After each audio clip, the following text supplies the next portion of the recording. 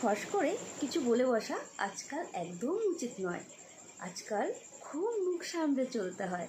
ফস করে কিছু বলে বসলেই খুব বিপদ।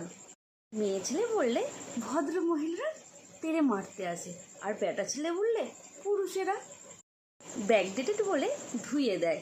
অল্প বয়সের ছেলেকে খোকা বলে ডাকলে যেভাবে তাকায়, তাতে আর খুকি বলে ডাকার সাহস হয় না। বাসের বুড়ো কন্ট্রাক্টর কাকু বলে টিকিট চাইতে পারেন, বাট আমি যখন ভাইপো বলি তাতে অসন্তুষ্ট হন। ডিমের বড়াকে অমলেট বলে, আর গোটা মুগ ডাল হলো তড়কা। ছাকা তেলে ভাজাকে ডিপ ফ্রাই বলে, আর খাওয়া দাওয়ার পর দুটো বাতাসা চোষাকে ডেজার্ট বলে। মুখ সামলে চলতে হয় ভাইয়া, বিফাস বললেই গোলমাল। লুজ ক্যারেক্টারকে বলতে হয় রমণী মোহন, আর মহিলাবাজকে বলতে হয় রোমিও। লোফাররা হলো ড্রপ আউট, আর পার্টির সমস্ত লোকেরা হলো বিশিষ্ট সমাজসেবক। সব দিক ভেবে তারপর কথা বলতে হয়। জিভকে ভারী বাগে রাখতে হয়।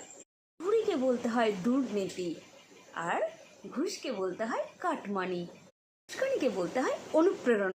গরুর বাচ্চাগুলো হলো গিয়ে গোসেবক, আর এইসব নিয়ে কচলা কচলির নামই হলো ঘণ্টাখানেক। সুতরাং সাবধানে থাকুন, সাবধানে শব্দ চয়ন করুন। মনে যা আসলো ফস করে বলে ফেলবেন না, দিনকাল হেব্বি খারাপ।